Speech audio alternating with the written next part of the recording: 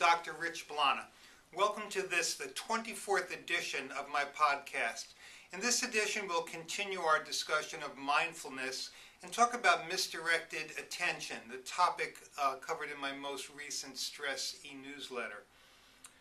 Being aware of the present moment and paying more attention to it are actually two different skills. If you remember that mindfulness is basically involved with paying attention on purpose to the present moment. So again, being aware of the present moment and paying attention to it are really two different things. You can be aware of something but not give it your full attention. And this often happens when you get distracted by something else. In this case, your attention is diverted, or what I would call misdirected. And ACT teaches us that your mind is capable of doing several things at once, what ACT calls running multiple programs, and what I've discussed in my ACT books and in other podcasts. Your mind is constantly thinking, feeling, creating subvocal dialogue and mental images about a variety of different things that are going on in your life at any given time. This makes it really very easy to get distracted, and your brain is often somewhere other than being fully focused on the present moment. Your attention is usually misdirected by focusing on three areas other than the present moment. One is the past, the second is the future, and then the third is the self. Any of those three issues can distract you and keep you from paying full attention to the present moment. Obviously, there are times when it's a good idea to focus on the past, present, or the self. For example, you often focus on the past when you're trying to remember something or someone or a person or an event. You focus on the future when you're making plans and you're setting your goals.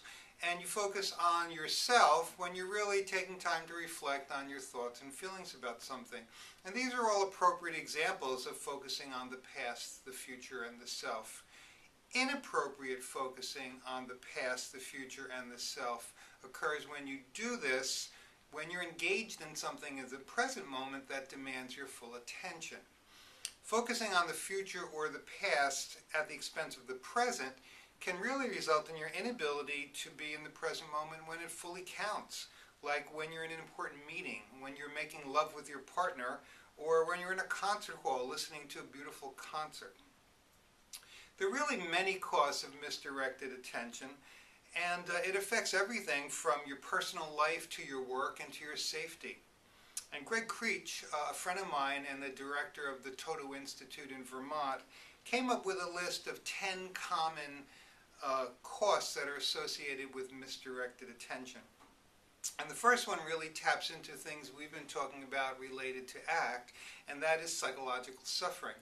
The more self-focused your attention is, the more it really contributes to problems such as anxiety, depression, shyness, things like that. By constantly going over these problems and focusing on yourself, it really brings them and keeps them in the forefront of your awareness instead of letting them just drift away on their own. Second cost of misdirected attention is making mistakes. When you don't pay attention to what you're doing, you're going to make more mistakes. Third cost is increased safety risks. When you fail to pay attention to safety procedures and protocols, it increases your risk for accidents, for injuries, and for crime by not being aware of the present moment. Another cause of misdirected attention is something that hypochondriacs have, and that's really an oversensitivity to changes in the body. Every subtle normal body change is perceived as a problem instead of just noticing for what they are. It's a change. A fifth cost of misdirected attention is not appreciating the support of others. And this is where Greg's work with Nikon therapy comes in. When you're constantly turned inward and focusing on yourself, you often fail to notice the support and the help that others give you, and you really fail to be grateful and gracious to them. A sixth cost of misdirected attention is boredom or lack of interest. And it's easy to be bored when you don't pay attention to all the richness and wonder of the world around you.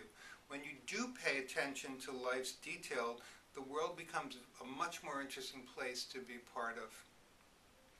7, not noticing what needs to be done.